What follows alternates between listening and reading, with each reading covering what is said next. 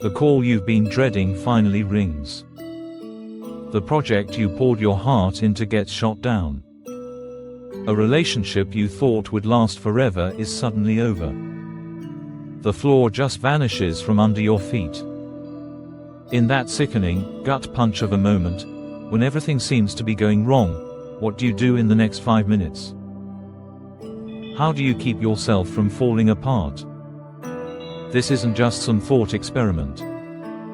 Tough days are a non-negotiable part of life. Misfortune is real, and so is the pain that comes with it.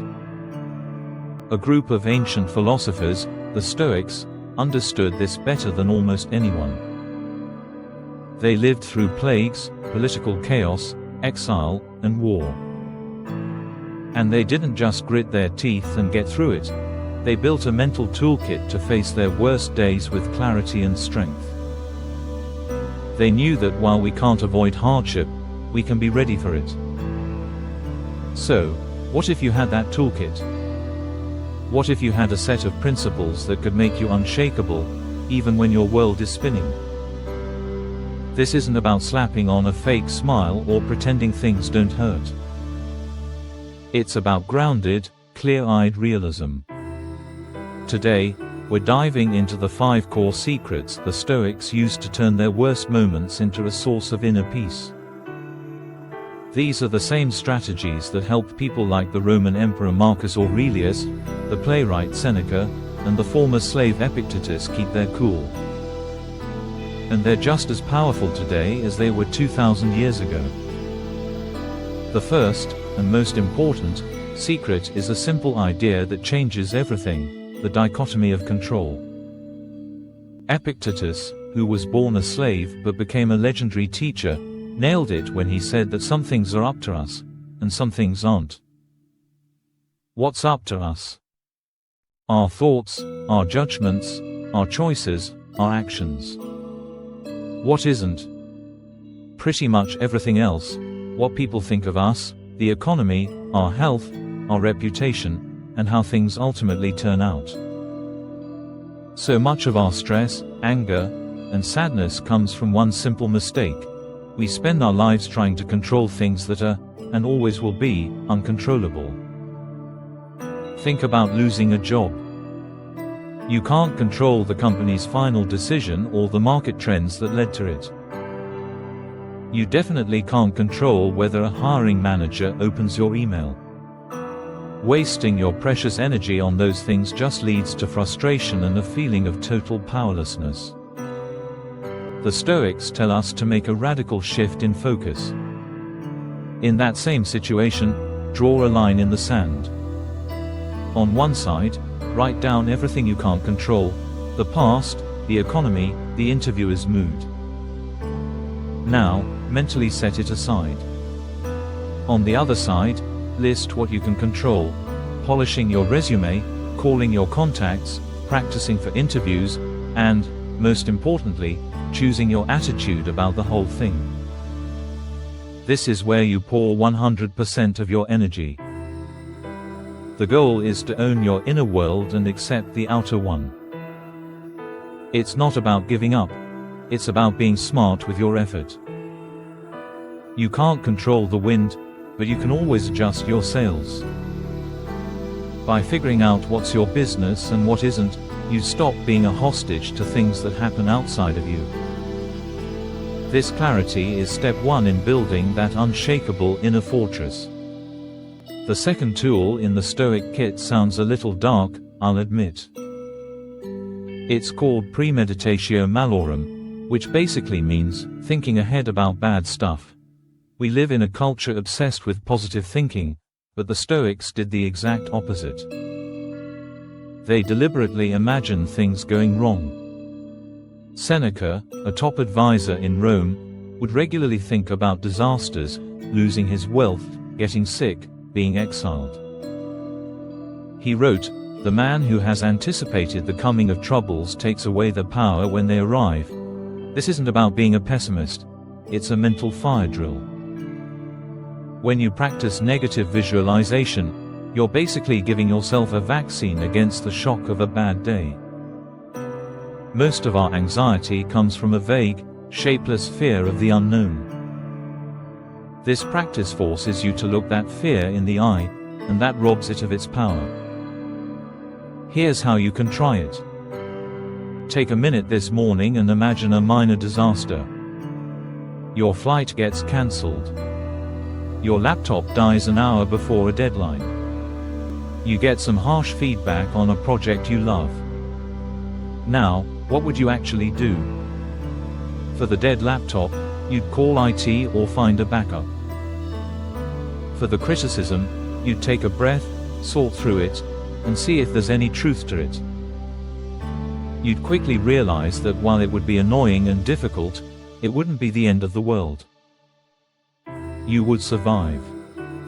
This exercise does two brilliant things. First, it softens the blow if that thing ever happens, because you've already been there in your mind. Second, by briefly imagining the loss of something, you develop a much deeper gratitude for having it right now. After thinking about your flight being cancelled, you feel a wave of relief that it hasn't. This isn't about expecting the worst, it's about being ready for it so you can better appreciate the good times and handle the bad ones with grace. The third secret is probably the toughest, but it's also the most liberating: amor fati, or a love of fate. This is an idea the Stoics embraced, and the philosopher Friedrich Nietzsche later made famous. It says we shouldn't just tolerate whatever happens in life, the good, the bad, the truly ugly, we should embrace it all as if we chose it. Now, this isn't about being a passive doormat. It's an active, enthusiastic acceptance of what's real. The Emperor Marcus Aurelius, a guy who dealt with non-stop war, personal loss, and a horrific plague, put it perfectly: a blazing fire makes flame and brightness out of everything that is thrown into it. For him, every problem, every setback, every bit of bad luck was just more fuel for his inner fire. On a hard day, this means changing your story from "this shouldn't be happening" to "this is happening for me." A sudden illness becomes a chance to practice patience. A betrayal becomes a tough lesson in resilience and human nature. You start to see every event not as something blocking your path, but as the path itself. Epictetus put it another way: do not seek for things to happen the way you want them to. Rather, wish that what happens happen the way it happens, then you will be happy. It sounds extreme, but the logic is airtight. Fighting reality is like declaring war on the world, a war you will always, always lose. But loving what happens, that frees up all the energy you would have wasted on complaining or grieving and lets you pour it into a productive response. It's about accepting that the world is always changing, and you don't get a vote on most of it. Amor fati is the art of finding a benefit in every single twist of fate. The fourth secret is a technique that modern psychology has proven to be incredibly effective, and you might know it as cognitive reframing. But the Stoics were the original pioneers. They understood a fundamental truth: we aren't disturbed by events, but by the judgments we make about them. An event is just an event. It's the story we tell ourselves about it that causes all the pain. Cognitive reframing is simply the act of hitting pause and questioning that story. When you face a setback and your brain screams, "This is a catastrophe, everything is ruined," a Stoic would step back and challenge that thought. Is it really true that everything is ruined? Or did one part of your plan just hit a snag? Is this an absolute disaster, or is it an obstacle that might be an opportunity? It's a form of mental judo, where you separate your emotional reaction from the event itself so you can see it clearly. A great way to practice this is with a journal. When you're in a tough spot, write down your automatic negative thoughts. Then, cross-examine them. What's the evidence for this thought? What's the evidence against it? What's a more balanced, useful way of looking at this? For example, if you get critical feedback at work, your first thought might be, I'm a failure. Using reframing, you could challenge that and replace it with, this feedback is just information. It's about a piece of work, not my entire worth as a person. This technique is the foundation of modern cognitive behavioral therapy, CBT, and it comes straight from Stoic philosophy. It puts you back in the driver's seat of your own mind. By changing your thoughts, you really do change your world. This final secret is the anchor for the entire Stoic system. Virtue is the only true good. The Stoics believed that things like money, health, and reputation are indifferents. Sure, they're nice to have, but they have zero impact on your moral character or your ultimate well-being. The only thing that is truly good, the only thing that matters, is having a virtuous character. The Stoics focused on 4 core virtues: wisdom, seeing the world clearly; justice, treating others fairly; courage, facing challenges with bravery; and temperance, mastering your desires. For a Stoic, the measure of a good life isn't what happens to you, but how you respond to what happens. The goal on any given day, especially a bad one, is to act with virtue. So when crisis hits, instead of asking, why me? A Stoic asks, what virtue does this moment call for?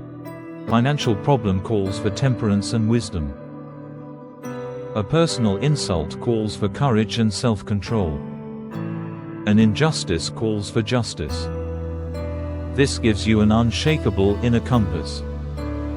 Life can take away your job, your health, or your money, but it can never, ever take away your freedom to choose to act with courage, justice, and wisdom. Your character is the one thing that's truly yours. That's why Stoicism offers a kind of resilience that doesn't depend on luck. Happiness, or what the Stoics called eudaimonia, isn't something you chase, it's what happens when you live a virtuous life. A powerful practice, recommended by Seneca, is the evening review. Before you go to sleep, look back on your day and ask, did I act with virtue today? Where could I have been more just, more courageous, or more wise? It reminds you that no matter how the day went, your character is something you can always build. If this practical approach to building a resilient mind clicks with you, and you want to keep exploring ancient wisdom for modern life, make sure you subscribe for more. The Stoic Toolkit isn't a magic trick to make your problems disappear. It's a training program for your mind, and it's built on 5 key ideas. It starts with the dichotomy of control, teaching you to focus your energy where it matters, on your own thoughts and actions. It gets you ready for trouble with premeditatio malorum, the rehearsal of hardship that builds resilience and gratitude. It changes your entire relationship with reality through amor fati, the love of fate, which turns every obstacle into fuel.